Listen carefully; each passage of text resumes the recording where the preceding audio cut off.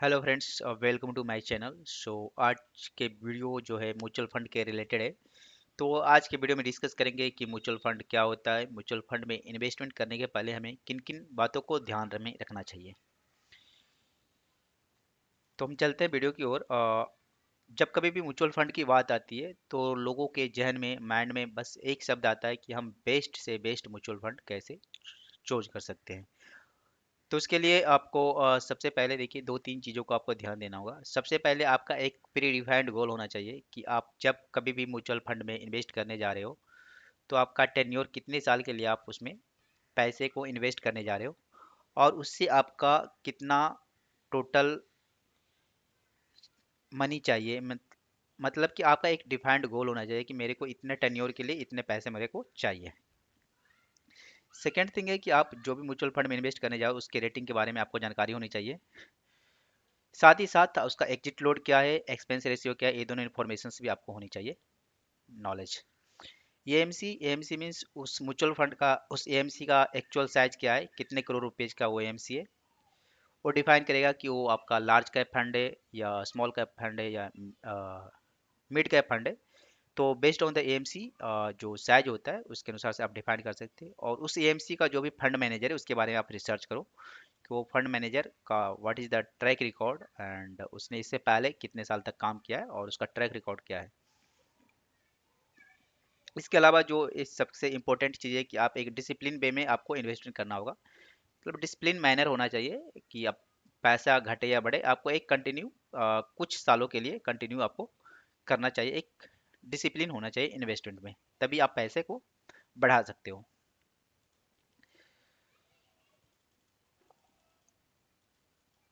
अब कहते हैं कि हम जब बेस्ट म्यूचुअल फंड की बात करते हैं कि हम बेस्ट म्यूचुअल फंड कैसे चूज करें, तो उसके लिए कुछ पॉइंट है जो कि हमें टेक केयर करना होगा। जैसे कि क्रिसिल जो रेटिंग देती है, लाइक 5 स्टार 4 स्टार इस तरह से रेटिंग देता है, तो आपको उस रेटिंग पे ध्यान देना होगा कि आपको हमेशा 5 स्टार रेटिंग का जो भी म्यूचुअल फंड है उसको प्रायोरिटी देना चाहिए। सेकेंड थिंग है कि आपने इन्वेस्टमेंट किस लिए कर रहे हो, ये चीज़ें आपको पता होनी चाहिए। रिस्क एपेटाइट की बात करते हैं कि आपका रिस्क एपेटाइट क्या है, आप कितना रिस्क ले सकते हो। आप एक लो रिस्की हो या हाई रिस्की इन्वेस्टर हो या मॉडरेट हो, इट्स डिपेंड्स अपॉन यू कि आप जैसे इन्वेस्टर हो, जितना रिस्क लेने की एपेटाइट है उसके अकॉर्डिंग आप फंड का सिलेक्शन कर सकते हैं। नेक्स्ट है एक्सपेंस रेशियो। तो हर जो म्यूचुअल फंड है एक एक्सपेंस रेशियो होता है। तो एक्सपेंस रेशियो के बारे में जानकारी आपको होनी चाहिए कि कौन सा म्यूचुअल फंड का एक्सपेंस रेशियो क्या है। नेक्स्ट है आपका एग्जिट लोड। तो एग्जिट लोड हर कंपनी, हर एएमसी जो भी म्यूचुअल फंड होता है अपने एक होल्डिंग पीरियड डिफाइन करता है कि उस होल्डिंग पीरियड के पहले आप अगर विड्रॉ करते हो, आप रिडीम करते हो, तो उसके लिए आपको एक एग्जिट लोड, एक चार्जेस जिसको पेनाल्टी चार्जेस भी बोल सकते हो आप, वो चार्जेस देना पड़ेगा। अगर जो भी होल्डिंग और डिफाइंड पीरियड है अगर उसको आप कंप्लीट कर लेते हो तो वो एग्जिट लोड या तो जीरो हो जाता है मोस्टली केस में। एंड एज ऑफ फंड आपको देखना चाहिए कि आपका जो म्यूचुअल फंड है, जो एएमसी है, उसका कितने साल से वो आपके मार्केट में है, एग्जिस्ट करता है। आपके उसके लास्ट रिटर्न एंड स्टेबिलिटी को भी देख सकते हैं, कि उसका हिस्ट्री को देख सकते हैं, जिससे आपको उसके स्टेबिलिटी और हिस्ट्री के बारे में पता चल सकता है। उस फंड मैनेजर का ट्रैक रिकॉर्ड क्या है, वो फंड मैनेजर इसके पहले कितने एएमसी को हैंडल कर चुका है, उसका ट्रैक रिकॉर्ड क्या है, उसने कैसा परफॉर्मेंस दिया, ये सभी इन्फॉर्मेशन भी आपको होना चाहिए। रिस्क रेशियो, आपका म्यूचुअल फंड का रिस्क रेशियो आपको पता होना चाहिए, like alpha beta Sharpe ratio standard deviations उस म्यूचुअल फंड का क्या है। इससे आपका वो रिस्क रेशियो का पता चलेगा कि आपका पैसा कितना सुरक्षित है। नेक्स्ट है मॉनिटरिंग एंड इवेल्युएशंस। आप जो भी म्यूचुअल फंड में आप इन्वेस्ट करते हो उसको आप मॉनिटर करें और उसको इवेल्युएट करें टाइम टू टाइम, जिससे कि आपका पैसा सेफ रहे। अब बात करते हैं एग्जिट लोड के बारे में कि एग्जिट लोड क्या होता है। तो एग्जिट लोड एक चार्ज बोल सकते हो कि exit load is the fee AMC for the fund. देखो ये जो एग्जिट लोड होता है, एग्जिट लोड एक चार्ज होता है, जैसे कि एक होल्डिंग पीरियड डिफाइन होता है, एक लॉक इन पीरियड जिसको बोल सकते हो हर म्यूचुअल फंड का। मोस्टली जो म्यूचुअल फंड होते हैं 1 साल का लॉक इन पीरियड रखते हैं। अगर आप 1 साल के पहले आप म्यूचुअल फंड को विड्रॉ करते हो या रिडीम करते हो, तो उस केस में आपको जनरली 1% का आपका एग्जिट लोड चार्ज लगता है। लेकिन आप अगर जो ईयर का लॉक इन पीरियड उसे कंप्लीट कर लेते हो तो ये 1% से घट करके 0% और नल हो जाता है। तो मोस्टली हम एक इसलिए ताकि जो भी इन्वेस्टर म्यूचुअल फंड में इन्वेस्ट करने आते वो ताकि डीमोटिवेट हो सके, इसके लिए आपका जो एग्जिट लोड म्यूचुअल फंड के द्वारा रखा जाता है। अब कुछ क्वेश्चन है कि क्या म्यूचुअल फंड को हम अवॉइड कर सकते हैं एग्जिट लोड को? जी हाँ, बिल्कुल अवॉइड कर सकते हैं। जो भी उसका लॉक इन पीरियड है आप उतना साल तक पैसा रखो, आपका जो लॉक इन पीरियड कंप्लीट होने के बाद आपका एग्जिट लोड नील हो जाएगा और आपको कोई भी एग्जिट लोड पे करना नहीं होगा। नेक्स्ट है कि क्या हम म्यूचुअल फंड, अगर मैं अभी म्यूचुअल फंड को बेच रहा हूँ और मुझे सपोज लॉस हो रहा है तो क्या उस केस में भी एग्जिट लोड चार्जेज अप्लाई होंगे? जी हाँ, आपका एग्जिट करने पे अगर सपोज लॉक इन पीरियड 1 साल है और 1 साल के पहले आप अपने म्यूचुअल फंड को रिडीम कर रहे हैं, तो आपको लॉस हो या प्रॉफिट हो वो मैटर नहीं करता, आपको एग्जिट लोड देना होगा। नेक्स्ट है कि अगर हम स्विच करते हैं एक स्कीम से दूसरे स्कीम बट हमारा एएमसी सेम है, तो क्या उस केस में भी हमें एग्जिट लोड चार्ज देना होगा?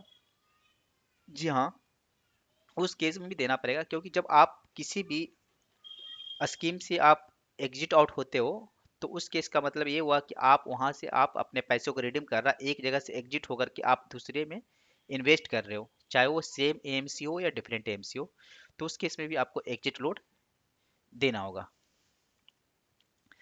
नेक्स्ट है कि कुछ एक्सपेंस रेशियो होता है, तो एक्सपेंस रेशियो के बारे में हम जानते हैं कि म्यूचुअल फंड का एक्सपेंस रेशियो क्या होता है। एक्सपेंस रेशियो एक चार्ज होता है जो म्यूचुअल फंड के द्वारा लिया जाता है कि आपका जो आप पैसे म्यूचुअल फंड को दे रहे हो तो उसको मेंटेनेंस कर रहा आपने म्यूचुअल फंड को, आपको उसको मैनेज करने के लिए, आपके पैसे को मैनेज करने के लिए, आपके पैसे को इन्वेस्ट करने के लिए ईएमसी एक अमाउंट जो एक बहुत ही छोटा अमाउंट होता है वो चार्ज करता है, तो वो एक्सपेंस रेशियो कहलाता है।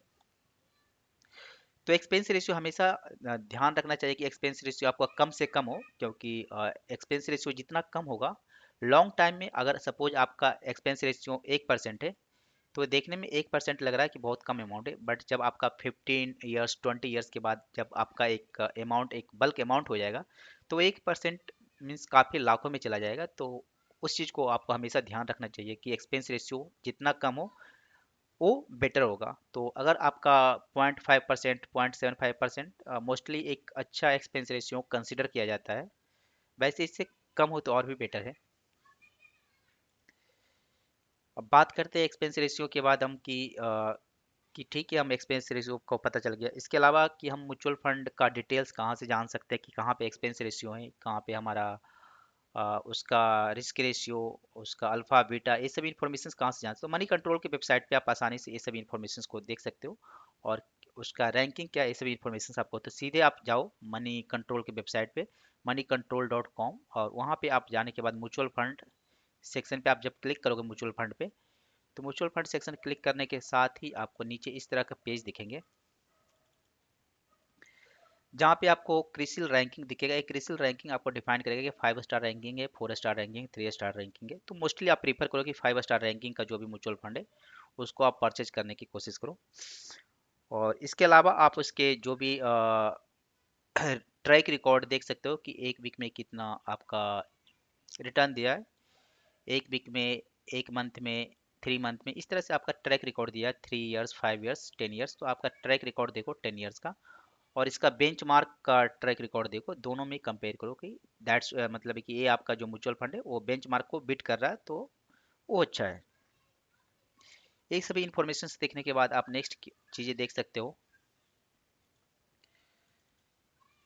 कि ये जो आप यहाँ से आप इंफॉर्मेशन देख सकते हो उसके फंड मैनेजर के बारे में कि जो भी फंड मैनेजर है कि कौन फंड को मैनेज कर रहा है, उसका ट्रैक रिकॉर्ड के बारे में जान सकते हो। पोर्टफोलियो क्या है आपका, जो एएमसी है उसका पोर्टफोलियो क्या है, किस किस स्टॉक्स में उन्होंने इन्वेस्टमेंट किया है, उसका एसेट के एलोकेशंस क्या है कि किस में आपने कितना पैसा को एलोकेट किया है। सपोज आपका मतलब लिक्विडिटी कितना है, और साथ ही साथ आपने उस पैसे को कितना लार्ज कैप में डाले हो, उस ऐसे में किस स्टॉक में कितना डाले हो, फाइनेंस में कितना डाले हो, आप आईटी में कितना डाले हो, ये सभी आपका एसेट एलोकेशंस यहाँ से दिख जाएंगे।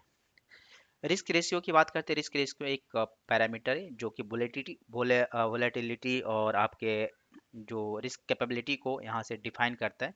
तो इस इंफॉर्मेशन पे जब आप क्लिक करोगे रिस्क रेशियो से, बहुत सारी इंफॉर्मेशन आपको नीचे ओपन होकर आके आएंगे, जैसे कि अल्फा बीटा गामा। तो ये सभी इंफॉर्मेशंस आप यहाँ से देख सकते हो कि जैसे यहाँ पे स्टैंडर्ड डेविएशंस दिया हुआ, बीटा दिया हुआ, शार्प रेशियो दिया, अल्फा दिया। तो ये इन्फॉर्मेशंस देख करके कि आप डिफाइन कर सकते हो कि आपका रिस्क रेशियो क्या होता है। अल्फा जो और अल्फा और बीटा, मोस्टली जो बीटा एक से कम होना चाहिए। बीटा वोलेटिलिटी को डिफाइन करता है। सपोज आपका इंडेक्स का अगर 1% से बढ़ रहा है और बीटा आपका 0.8 है, इसका मतलब कि आपका जो है म्यूचुअल फंड का जो वोलेटिलिटी है वो आपका कम है। और सपोज जो आपका निफ्टी 50, अगर सपोज निफ्टी 50 का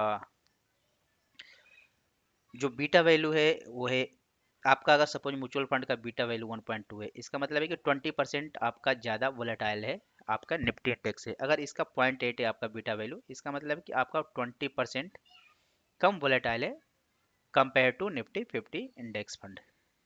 इसी तरह से आपका अल्फा भी होता है। अल्फा हमेशा एक से ज़्यादा होना चाहिए। अल्फा क्या होता है कि आपके, ये भी एक रिस्क पैरामीटर ही है, बट अल्फा ये होता है कि आपका जो परफॉर्मेंस आप निफ्टी 50 जितना कर रहा है उससे आपका जो म्यूचुअल फंड है कितना बेहतर परफॉर्मेंस कर रहा है। अगर अल्फा आपका सपोज, अगर म्यूचुअल निफ्टी 50 का इंडेक्स फंड है, अगर आपका 10% से बढ़ रहा है और अगर आपका अल्फा टू है, सपोज म्यूचुअल फंड का अल्फा टू है, इसका मतलब ये हुआ कि आपका जो म्यूचुअल फंड है वो 10% की जगह 12% बढ़ रहा है।